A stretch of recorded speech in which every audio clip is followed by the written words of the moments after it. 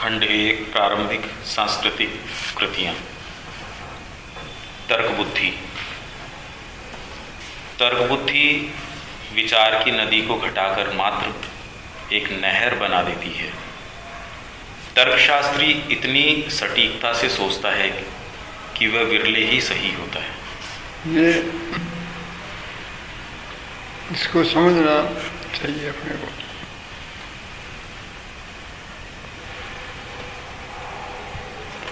ये हम अनायास ही सारे दिन यूज करते हैं कि और कोई ट्रेनिंग हमें बचपन से दूसरी मिलती है।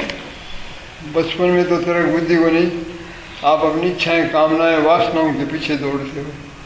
आप शिक्षा में उसमें जाते हो तो थोड़ा थोड़ा तर्क बुद्धि से उन इच्छाओं कामनाओं वासनाओं को जस्टिफाई करने का तरीका होता है। ठीक है भाई, ऐसा है इसलिए ऐसा है, ऐसा है, मैं कैसे कर सकता हूँ, वैसे कैसे हो सकता है। ये तो अलग बात है। अब वैज्ञानिक है, तर्क बुद्धि को काम में लेता है, फिलोसोफर है, पश्चिम का फिलोसोफर, भारत में तो दर्शन है तो वो तो तर्क बुद्धि की बात नहीं है, पर ये तर्क बुद्धि का काम में लेते हैं, विज्ञान में उसमें लेते हैं, और जितने भी सामाजिक शास्त्र हैं उनमें सब तर्क बुद्धि लगा के। और इसमें आप देखो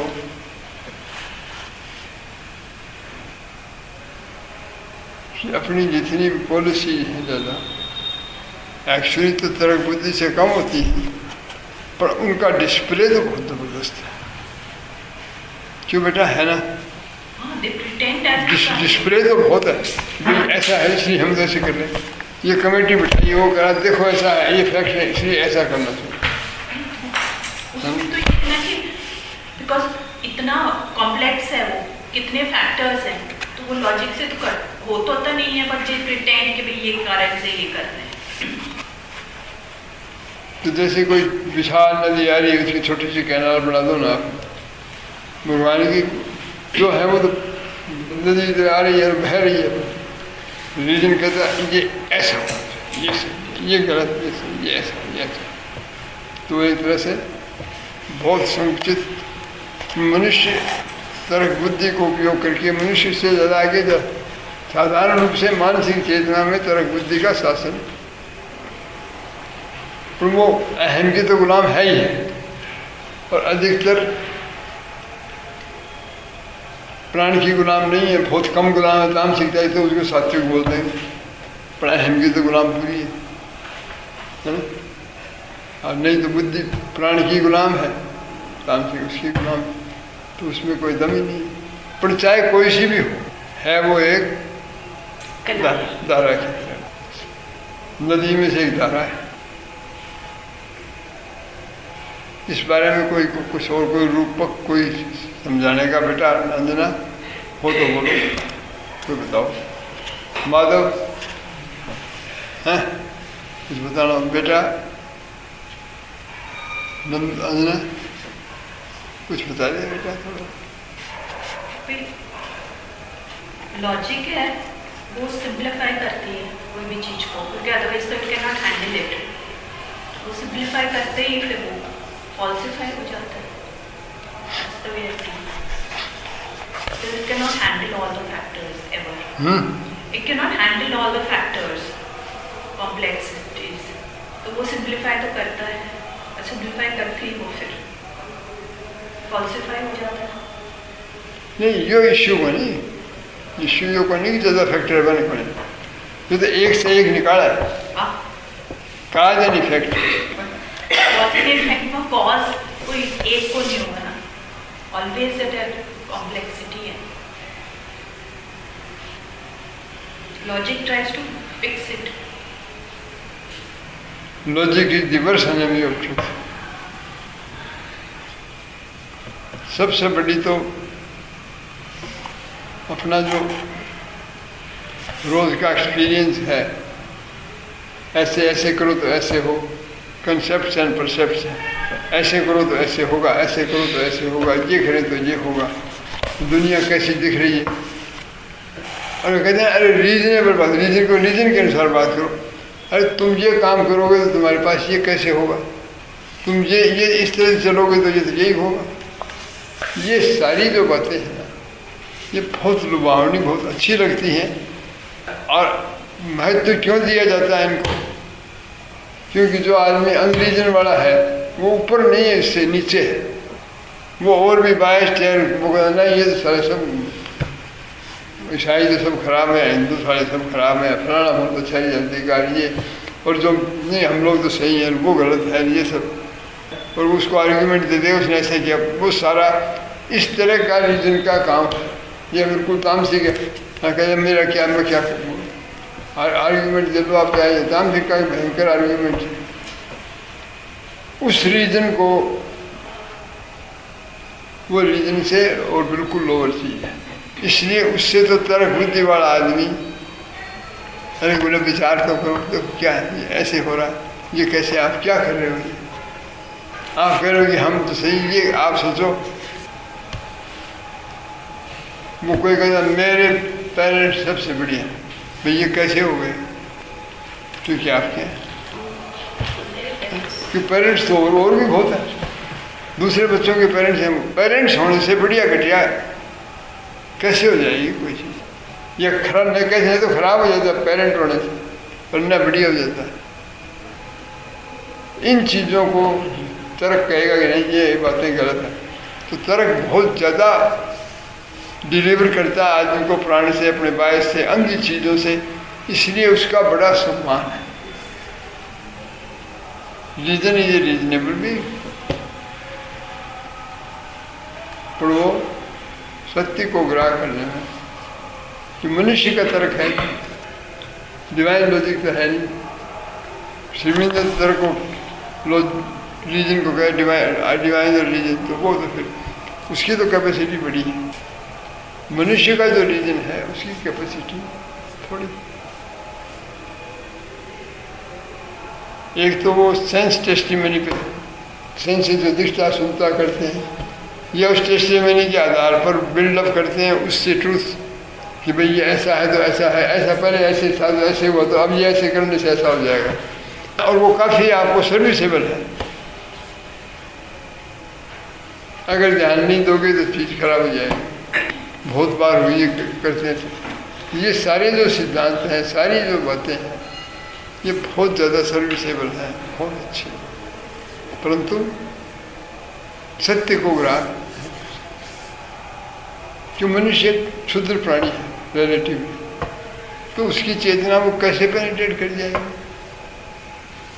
और ये बातें हम इसलिए कर सकते हैं कि मनुष्य में कैपेसिटी है कि वो इससे ऊपर उठ के और डिवाइन, और इसलिए तो बात करेंगे तो बात ही नहीं कर सकते। इसलिए पश्चिम वाले श्रीविंद बताते हैं कि वो सारे रिलीजन की आध्यात्मिकता को वो कहते हैं कि ये लोग इंफ्रा रैशनल है, रिलीजन तक आए नहीं तो समझदारी की बात करते हैं। वो उसको इंफ्रा रैशनल मानते हैं जबकि है सुप्रा रैशनल कुछ चीज़ें। हाँ, ज़्यादातर रिलीजन की बातें इंफ्रा रैशनल आप प्रूव कर सकते हो, पर आध्यात्मिकता इंफ्रा रैशनल नहीं सुप्रा रैशनल है, उससे परे की चीज़ है। ये कन्फ्यूजन बहुत बड़ा है। यहाँ जो ये बात कर रहे थे वो लोग थे ना साथ में, शिविंद की पुस्तक है ना हार्मनी ऑफ वर्च्यू, पहले उसमें जो थे तो वो कह रहे हैं कि भाई जो बुद्धिजीवी आदमी है वो देख के क्या बताएगा, उसके पास तो कोई रास्ता नहीं, रीजन काम करके तो बता नहीं, कोई गहरी समस्या का हल उसके पास नहीं। आपको हेल्प करता है उससे बचने में, छोटी छोटी के ऊपर अंकुश लगाने में, निम्न वृत्तियों पे, नहीं ये देखो आप ये क्या कर रहे हो, आपने पहले तो ऐसे कहा था, आप ऐसे कर रहे हो, देखो आप जो मन पसंद कर रहे हो, देखो ये तो सब इतने काम तो इसके हैं ऊपर पर। कृष्ण प्रेम ने एक बात की, वो बिल्कुल समझ में नहीं आई उस वक्त। अब वो इतनी महत्वपूर्ण और इतनी सच्ची बात लगती है। उन्होंने कहा देखो, जब आप इस मार्ग पे चलते हो तो आपको महसूस हो जाता है कि माइंड बहुत ग्रोस है, ग्रोस, फ्लेक्सिबल नहीं है, एनम नहीं है। तो अब आप कहते भाई, अब कोई आपसे पूछे आप मुझे समझाओ, तो आप करो, देखो ये बड़ा मुश्किल है, ऐसे बात करो, तो वो कहते इसका मतलब भगवान ऐसे ना, तो इसका मतलब ऐसे है। तो अब वो आदमी देखेगा तो बोलेगा अनरीजनेबल बात है, या तो ऐसे या ऐसे, वो नहीं समझ सकता, वो बिल्कुल नहीं समझ सकता। माइंड के बस की बात है नहीं, एनिमी है वो, फाइन चीज़ है, इतनी फाइन चीज़ है कि उसके आपने एक्सप्रेस कर दिया कोई भी सत्य को माइंड के रूप में, तो वो लिमिट हो गया वो, और वो फालतू मिल जाएगा। इसलिए ये बिल्कुल भी ठीक नहीं, ठीक है ना। रीजन की ये लिमिटेशंस होने से इसका बहुत गुण भी है, बहुत ज़्यादा उपयोग भी है, मनुष्य के लिए बहुत बेटर है।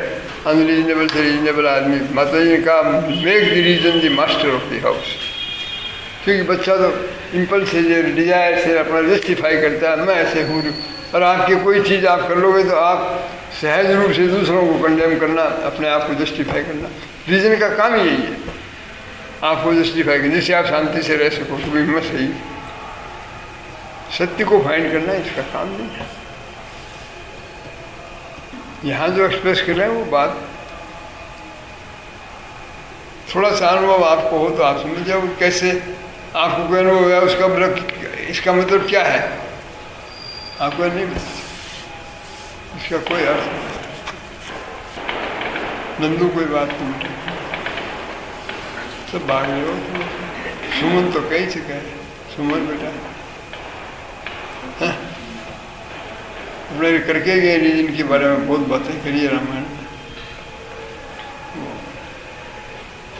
बहुत हेल्पफुल है, पर वो सीमाबद्ध है। मनुष्य का मन आध्यात्म को पकड़ नहीं,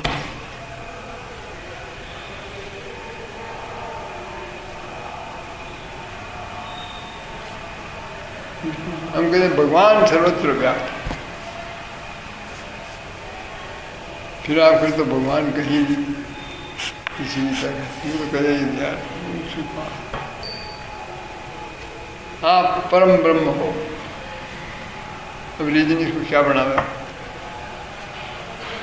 रीजन कहेगा परम बुद्धि से तो नहीं, इनसे तो उठा बैठा नहीं जाता, इनको कोई समझ नहीं, इनको कोई ज्ञान नहीं, इनमें कोई शक्ति नहीं, तो ऐसा परम ब्रह्म क्या हो। आप करो भगवान पूरा का पूरा इनमें, बोले उसमें कहाँ से आ गया फिर। एक ही जो थी ना अपनी हिंदुस्तान की, आप देखो शिव पुराण देखो, वो कहते हैं कि भगवान शंकर ही सब कुछ है। देवी भागवत में देवी का, विष्णु पुराण में भागवत में विष्णु का। तो यहाँ वो हिंदुस्तान में आए तो वो सब कहते हैं कि ये अल्टीमेट कृष्णास्तु भगवान, वो अल्टीमेट है। तो वो बोले देखो अब रीजन से कहते हैं बेचारे, सब तो सही हो नहीं सकते भाई, अगर कोई अल्टीमेट इनमें से कोई तो कोई सा भी नहीं, और है एक ही हो सकता है। अब ये तो इतने आड़ू लोग हैं, ये इतने अनकल्चर्ड हैं, अनडेवलप्ड हैं, इंफ्रारेशनल है, जिनको ये समझ नहीं कि यार ये कैसे हो सकता है, हो नहीं सकता। आप कह रहे हो वो ही ग्रेटेस्ट है, असली बस एक वही है, तो असली तो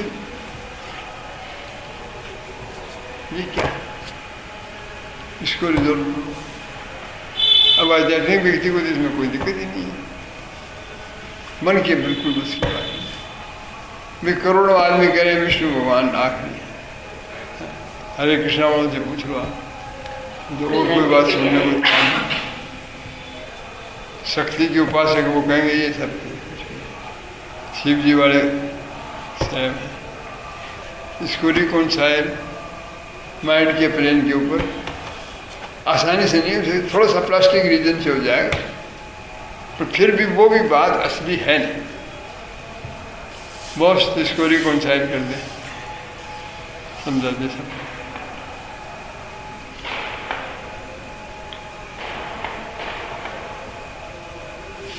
जो आदमी भगवान शंकर की पूजा करता है वो कहता है ये अल्टीमेट है, वो कहाँ गलत है? नहीं है ना। श्री अरविंद ये कह रहे हैं कि अगर आपका गुरु, आपका इष्ट और कुछ है, फिर आप कर क्या रहे हो? आप करे हो मतलब परम परमात्मा को, और हमें पता परमात्मा सब कुछ में व्यक्त है। तो अब आप अपने उस इष्ट में उसको देख ही नहीं सकते, क्या कर रहे हो? आपका तो काम बकवास है। अगर आपकी ये भावनी हो कि मेरा गुरु है वो अल्टीमेट है, बाकी सब इसके अंदर ही है, तो आप बकवास कर रहे हो। आप जाए, और ये कर पाना आसान नहीं है। जो जो आप रीजन में उसमें आ गए तो आप कहें भाई गुरु जी हैं तो इनके न तो याददाश्त है, और वो फलाना हो रहा था इनको तो पता नहीं था, इनके तो ये नहीं था वो नहीं था। जो आपका जो नोशन है पर उनका वो नोशन तो कहाँ पूरा हो। तो ये इंडिया वालों का एटीट्यूड, बोले मैंने बताया था ना, वो आया था उसने कहा ये सारे बैठे हुए पांडिचेरी में श्रीविदास में गणेशपुरी में वो बैठा हुआ था, वहाँ वो सबको कह रहे हैं कि ये अल्टीमेट है। और वहाँ के वो उनके जो शिष्य हैं वो कहते हैं कि ये आनंदमयी वहाँ का था ना द्वार में, तो वो कहते हैं कि आखिरी तक। तो आदमी कोई बाहर से आता है वो देख से आता, वो कहता है तो सारे के सारे पावर है। यार ये कैसे हो सकता है? क्योंकि उसको कोई भी आध्यात्मिक की समझ है कि वो जो ये एटीट्यूड ले रहे हैं वो बिल्कुल सही कर रहे हैं, गलत नहीं, वो बकवास नहीं कर रहे। और ये एटीट्यूड नहीं ले पा रहा कोई, तो वो आदमी क्या कर रहा है वो तो वही जाने।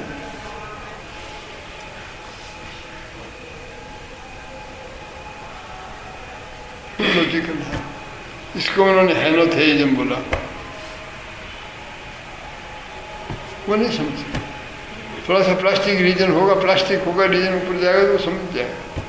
वो कह रहे हैं भाई अगर परमात्मा ही सब जगह व्याप्त है और आपको एक पर्टिकुलर रूप में वो प्रकट हुआ, आपके लिए अट्रैक्शन हुआ, उसमें आप उसको देख नहीं पाते, तो आप कर क्या रहे हो?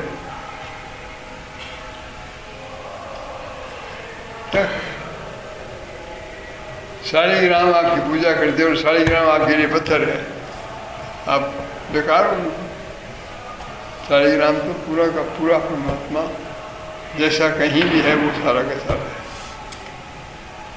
ये ही एटीट्यूड डिवाइन रीजन को, सेंसिबिलिटी को करता है, नहीं तो आप बेकार काम कर रहे हो। इसीलिए गुरु साक्षात परम ब्रह्म है। एक आदमी नहीं ले पाता है, जो रीजन आता है वो कहते हैं देखो ऐसे मत करो, ये ऐसा नहीं हो सकता।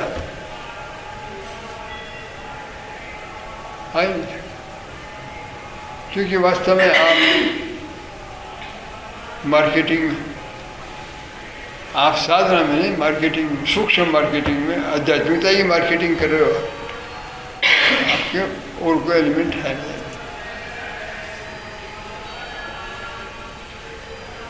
ये तो आपको मतलब ये कितना मुश्किल है।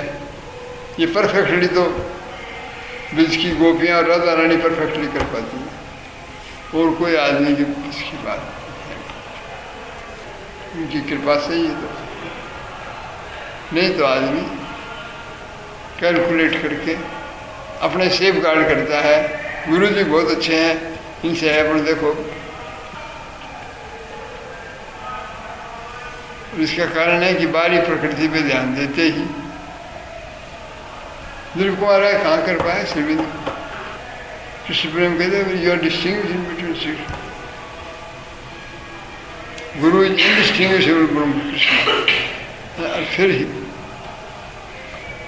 बस की बात, इनसे बेटर तो एक तरह से शुरू में तो इंदिरा देवी कर पाई, वो दिलीप कुमार राय के बात। जितना आप कर पाते हो वो आपकी डेप्थ को दिखाता है।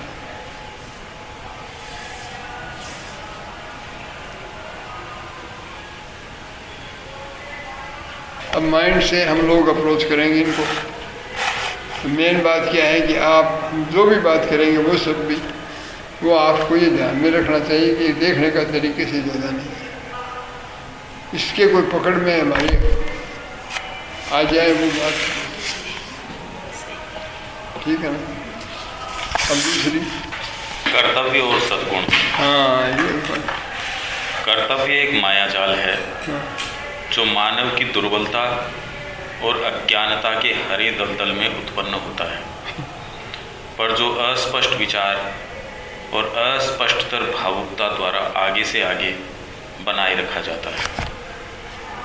और जब तक हमें अनिवार्य रूप से अपना कर्तव्य करने के लिए कहा जाता है, बिना यह जाने कि हमें ऐसा क्यों करना चाहिए, तब तक वैयक्तिक निर्णय की अस्पष्टता, सामाजिक जोर जबरदस्ती की क्रूरता ही एकमात्र निर्णयकर्ता होंगे और पापी की तुलना में संत पुण्य का एक अधिक बुरा शत्रु होगा। ये बहुत विकट चीज है, इसमें पेनिट्रेटिंग लगाया है इसको माइंड। विवेकानंद जी भी एक ये बात कह रहे हैं, तुम कोई चीज़ इसलिए कर रहे हो कि ये कर्तव्य है, ये क्योंकि ऐसा समाज का नियम है, पर परिवार ने बताया, तुम्हारे दिमाग में है, तो तुम ऑफ हो, तुम दलदल में पड़े हुए हो। अरे क्यों करना चाहिए तो सोचो, ये कर्तव्य होता है आदमी का, तुम्हारी ड्यूटी है फलाना है। ये क्या बात है, हिंदुस्तान में तो इसका गीता को तो लोग कहते हैं, लोग इंटरप्रेट करते हैं, वो कहते हैं ड्यूटी करो अपनी। गीता तो कहते हैं ड्यूटी करो, अच्छा हो बुरा, फायदा हो नुकसान, अपनी ड्यूटी करो। अब बताओ, सिमन ने लिखा भी है, गीता तो अमेंडमेंट की कहती है। यहाँ आप समझिए ना, ये यंग आदमी जो डिस्कशन कर रहे थे वो कह रहे हैं ये कर्तव्य बोध, ये ड्यूटी की बात, ये बिल्कुल बकवास है। ये देखो, इसमें सब भाषा है, एक मायाजाल है जो मानव की दुर्बलता और अज्ञानता के हरे दलदल से में उत्पन्न होता है, उसमें से उत्पन्न होता है। और जो अस्पष्ट विचार और अस्पष्ट तर भावुकता, विचार भी अस्पष्ट है और भावुकता उससे भी ज़्यादा अस्पष्ट है, के द्वारा आगे से आगे बनाए रखा जाता है। तुम्हारा कर्तव्य, तेरा कर्तव्य है, तेरा तो ये कर्तव्य है, देश के प्रति कर्तव्य, बाप के प्रति कर्तव्य, माँ के प्रति, परिवार के प्रति कर्तव्य, समाज के प्रति कर्तव्य, दोस्त के प्रति कर्तव्य, भगवान के प्रति कर्तव्य, फलाना कर्तव्य। इतने कर्तव्य हैं कि आप जीवन में आपको वो शान मिलेगा ही नहीं, कभी भी आप इससे बचोगे नहीं। विवेकानंद जी कहते हैं कि जो कर्तव्य पालन करता है वो सारी जिंदगी महादुख पाता है और कुछ अचीव नहीं। हाँ, जो आदमी महाबदमाश, बिल्कुल कोई प्रकृति में दम नहीं है, बिल्कुल घोर तामसिक है उसके हैं, उनके लिए ये हेल्पफुल हो सकता है। समाज का ये अंकुश, उनको इससे हेल्प मिल सकती है कि वो कुछ ऐसे काम करने से बच जाएं जो अदरवाइज वो खोटे कर्म करेंगे, या कुछ ऐसे काम जो वो कभी नहीं करते, वो उनसे जो उनके लिए फ़ायदेमंद है वो तो ठीक है। वरना ये कोई भी आध्यात्मिक पैसों के लिए कर्तव्य नाम की चीज़, लॉजिक है इसका, तो आध्यात्मिक में तो लॉजिक है, वो आपको कोई कर्तव्य की तरफ से सामाजिक नियम से उससे आप नहीं करो। ग्रेटिट्यूड है वो डीपर चीज़ है, उससे आप करोगे। ये तो ठीक है ना कर्तव्य के बारे में, आगे करो। हाँ, मैं कर्तव्य के विषय में बात नहीं करूँगा। यह एक ऐसा शब्द है जो मुझे पसंद नहीं है, क्योंकि ये सदा ही हर्ष के विपरीत अर्थ में प्रयोग किया जाता है और उन दिनों की दुर्गंध युक्त गंध को पुनः ले आता है जब मुझे जो करने को कहा जाता था वह करना मेरी उच्चतम वैध अभिप्सा के रूप में प्रस्तुत किया जाता था। इसके स्थान पर मैं सद्गुण शब्द का प्रयोग करूँगा, जिसका सन्निहित अर्थ है पौरुष, दूसरे शब्दों में मनुष्य के द्वारा उसकी मानवता के नैसर्गिक गुणों और शक्तियों का पूर्ण विकास। ये वो आदमी आपस में चर्चा कर रहे थे ना, इंटेलेक्चुअल्स बैठे हुए थे, उसमें से है के लिए मनुष्य के अंदर जो लेटेंट गुण है उनका विकास वही बेटर है। इससे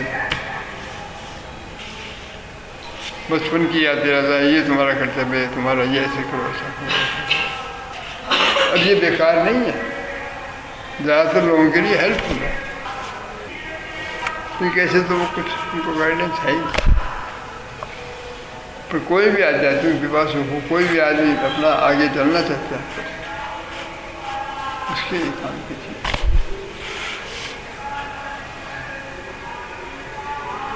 विक्रमादित्य के काल का भारत बताइए तो सुंदर है।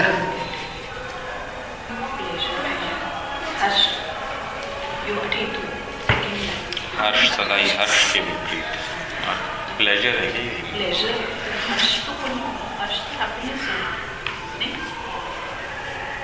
कौन सा प्लेजर? इको इंग्लिश में प्लेजर है।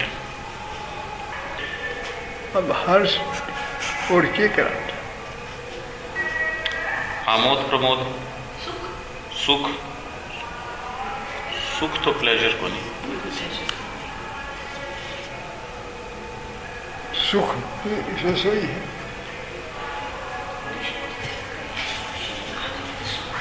सुख दुख कोई एक्चुअली प्लेजर को कोई खुशी और हर्ष में फर्क क्या होता है? सेम सिमिलर होते हैं।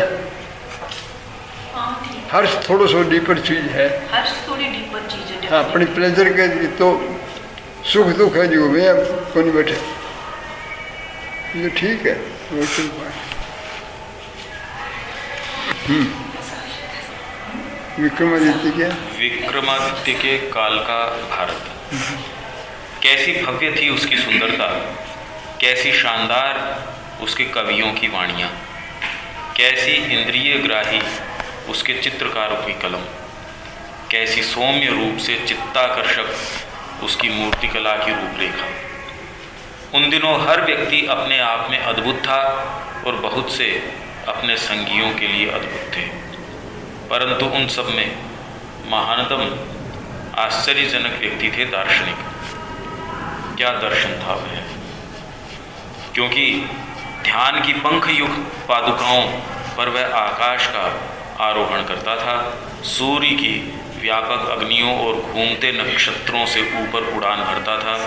ऊपर जहाँ ब्रह्मांड की जाज्वल्यमान दीवारें वायु या बादल से रहित हैं, और वहाँ सत्ता के प्रज्वलित केंद्र में उसने अत्यंत उच्च ईश्वर का मुखमंडल देखा।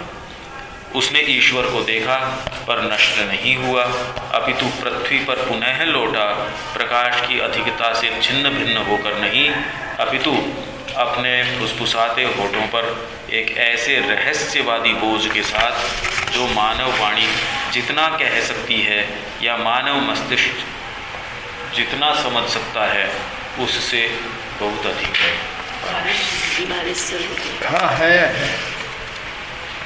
था है या है ही वो पर मियां तो यो बी टाइम को समझ सकता है, उससे अधिक है। ठीक है, पास्ट टेंस से तो सारी रेफरेंस है ही, समय था कि जरूरत को। अब ये बड़ा पोइटिक वर्णन है, डिस्क्रिप्शन, बेटा अंजना तो कोशिश करके बता दे। बिल्कुल ऑब्वियसली बताइए हैं? ये मतलब एकदम सीधा सीधा ही है। सीधा बोलो। बारिश तेज आ रही है, आगे बारिश शुरू बारिश शुरू हो गई। फिर बंद जाने दे, बंद कर देते।